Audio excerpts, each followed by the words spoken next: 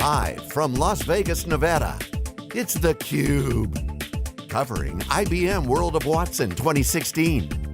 Brought to you by IBM. Now, here are your hosts, John Furrier and Dave Vellante. Hey, welcome back everyone. We are here live in the Mandalay Bay. This is SiliconANGLE's theCUBE, our flagship program. We go out to the events and extract the signal noise. I'm John Furrier, my co-host Dave Vellante. Our next guest is Faisal Masud, who's the Chief Digital Officer of Staples. Welcome to theCUBE. Thank you. So Chief Digital Officer, Staples, massive site. What kind of statistics you guys do in terms of volume? I mean, how many hundreds of millions of visitors you guys get? Serious e-commerce, serious digital, digitize the business. What's some of the stats? Yeah, so we're the fourth largest e-commerce business in the world, based on the internet retailer rankings. Roughly 250 million unique visitors a year for Staples.com alone. And then we also have other sister sites, Quill.com, StaplesAdvantage.com, Staples.ca, Canada. So pretty significant in terms of size. We obviously a very heavy B2B business. 85% of our customers are small businesses. Small and medium-sized businesses, and the rest are consumers. So slightly different to what you see in the typical e-commerce landscape. Show my age here, I'll talk about some of the old IBM e-commerce. They called it e-business back in the day. They're on the web. Staples obviously had a web presence going back to the original web, but now we've evolved to the point where it's all cloud, a lot of microservices, a lot of DevOps. Where are you guys at on that transformation? Obviously you guys have a lot of pressure. I mean, certainly it's hard to swap out from having a couple servers, build out data center, over provisioning, a lot of bare metal, to looking at a more horizontally scalable infrastructure as you guys have multiple brands and a ton of traffic. How do you guys deal with that? What's the current state of the art for Staples?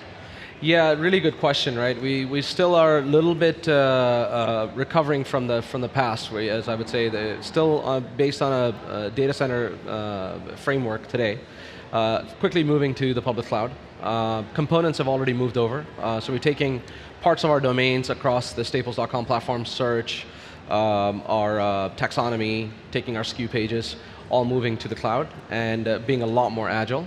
But at this stage, yeah, the pressure's on, and we've tried to create a lot of services, a lot of APIs inside of the platform in order to release as quickly as possible every other week. So when people say, oh, just easy, just move to the public cloud, just lift and shift, whatever, it's really hard. It is. Talk about how challenging it is. You kind of want to have a risk management approach, I get that, but it's not just press a button. There's no easy button for that. Is there? I wish there was an easy button for that, but there isn't today. But again, a lot of the applications we run on need to be compatible in order to do that. So we're on our way, and we'll get there pretty quickly. Talk about the role a little bit, just generally, and then specifically at Staples. You've got a logistics background. Obviously, there's a technology component. There's transactions you got to manage. You got a big team. Talk about the role specifically at Staples, and then sort of generally in the industry. Yeah. So a great question. So I arrived about 3.5 years ago, and my past experience was pretty much all consumer, coming into Staples. And the role was originally termed Chief Digital Officer because it was a two-part role. One was the cultural digital, how do we go to digital? One was what do we do with all these assets that we have? So I'll talk about part one first. So when I had arrived, as you can imagine, the company was a traditional retailer, B2B seller. So injecting that digital mindset, how the journey begins on mobile, and it can end anywhere else, we're agnostic to that. So really building out our omni-channel capability across the stores, across our mobile platform, and really becoming agnostic end-to-end for the customer to go and purchase anywhere they want.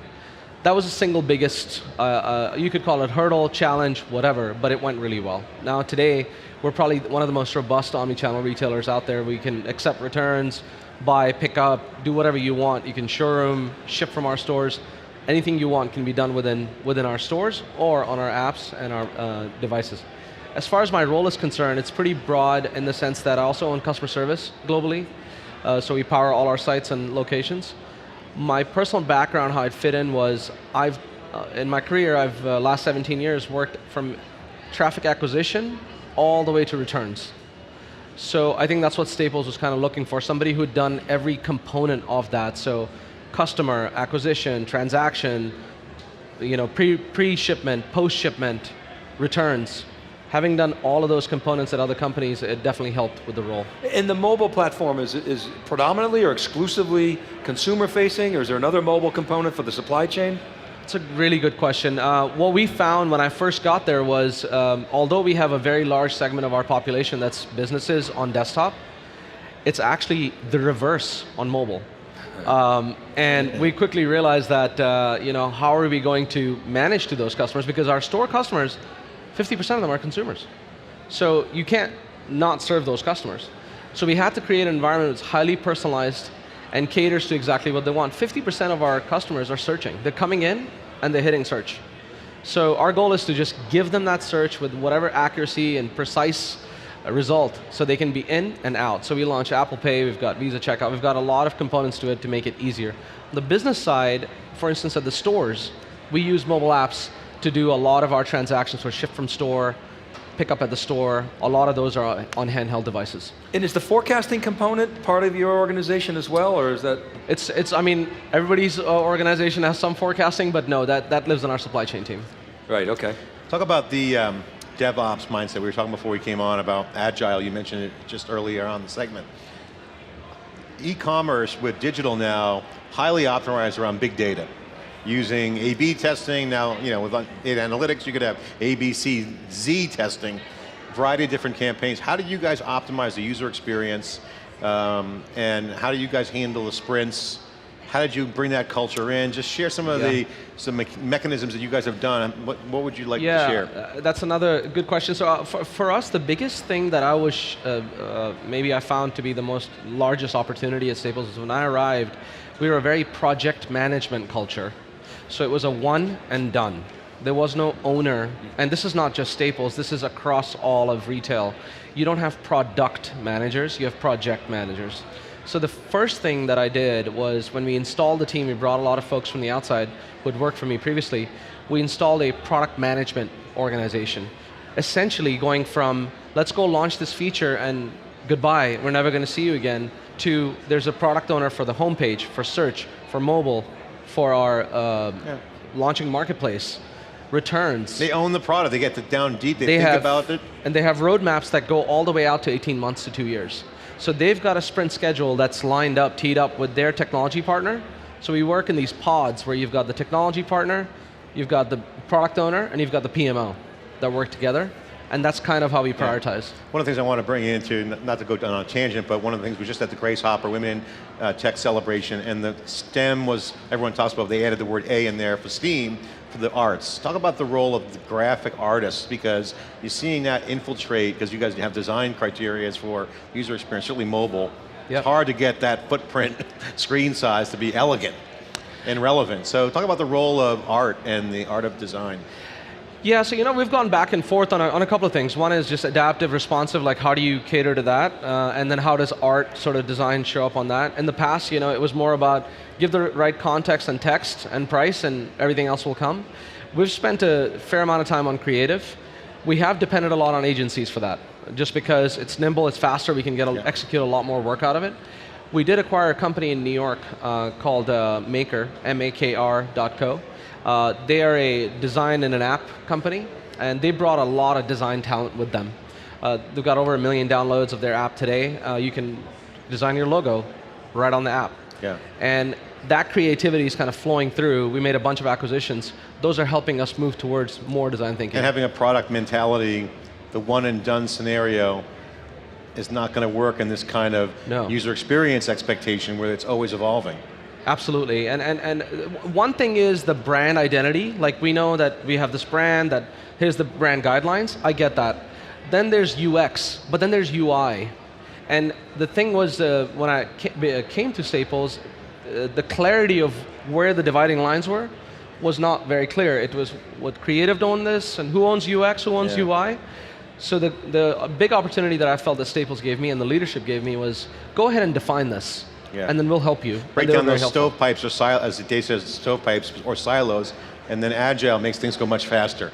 Absolutely. All right, so how about this easy button? I saw a tweet from Ian Gilter, Staples CDOU, explaining how Watson is powering the easy button. First of all, everyone wants an easy button in the cloud. So with data, you can make things easy. You have more access to potential predictive analytics, prescriptive analytics, to create product experiences. What is the easy button for you guys mean for Staples, and what's the role of IBM in this?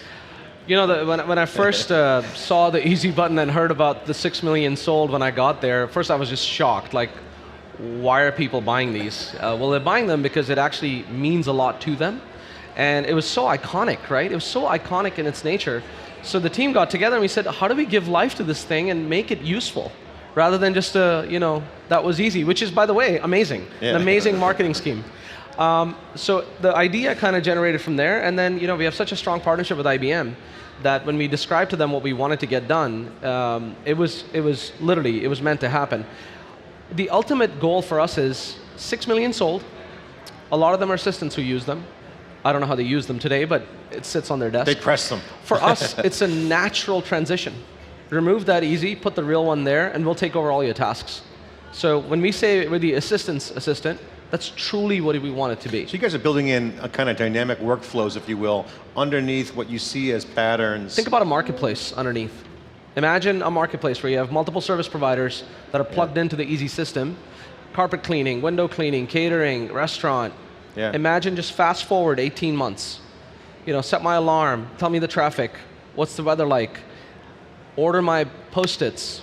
Think of all those tasks that today somebody just drops off with John or Jackie, hey, order this, hey, can you get this? It's just one click and you're done. It's not just there, our app will have the same functionality and you can text the same service. We believe that conversational commerce is going to be huge, not just in consumer, also in business. So complete transformation of the experience for the consumer. You envision sort of the state of the art last 10 years has been you think of the wine site. You go to the wine, what kind of wine you want, you do the pull down, You're talking about a complete transformation of how I interact with that system. And that's coming soon? So our alpha is releasing next month, and we've got our beta testers going out there after that. This is the actual button itself. And then soon, once we get the results, and obviously Watson's going to play a big role in this, once the results start coming in and we learn more, we're looking at next year to do a full rollout. But our goal is to stay pretty open sourced, keep adding services underneath, and our objective here is to make the office of the future possible. If you roll back to when phones first came out, Microsoft tried to put the Windows Mobile inside a phone, and people don't use a phone like they use desktop, right? So it didn't work. Same with when the first TV streaming came out, it was very hard to navigate. In this use case, we're going to find out very quickly in 6 months, what do they like? How do they want to interact? Do they want far field, near field? Do they want to click the button? Do they want to listen? We can get all those questions. And the funny part is on our app today, we already have bots running that are powered by Watson that are answering basic questions in seconds without having to pick up the phone, make the phone calls. So I think there's a lot to be learned here. We're very early stages, but we're happy to be here. How are you training Watson? How does that whole process work? It's a lot of training. So we've got the Watson tools, and we're creating tons of attributes within the tools, the entities. And obviously you can imagine, for us, entities, intents are I want, I need, but then the entities are brands, products, think of color, size, dimensions, variations.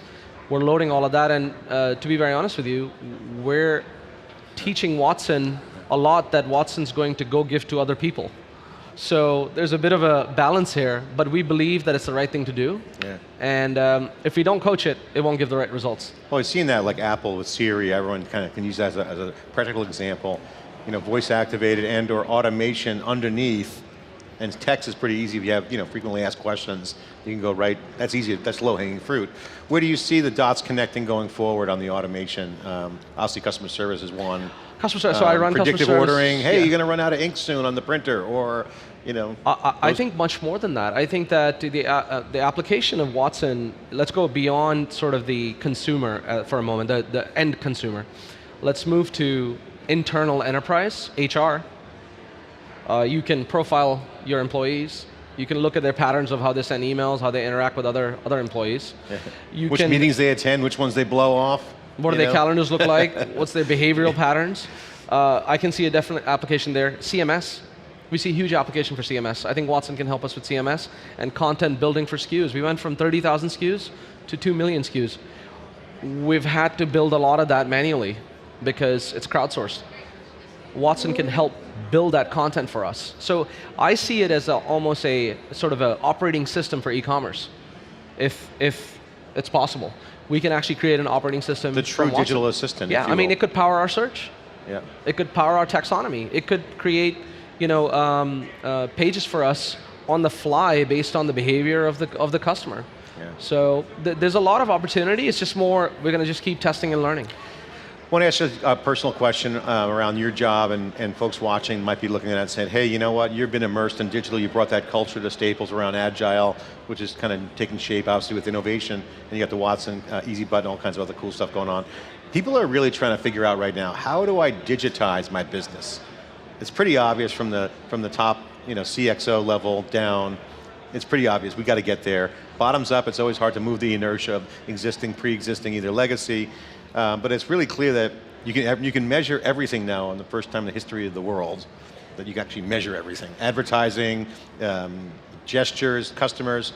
What advice would you give folks who are trying to figure out that digitization roadmap, plan, playbook, best practice? That's a really hard question, but I still want to answer it. Yeah, 1 minute, go. I still want to answer it. I'd say have extremely thick skin, because you're going to be shut down many times. Just because they say no doesn't mean no. Changing culture is very hard because it's institutionalized inside the organization.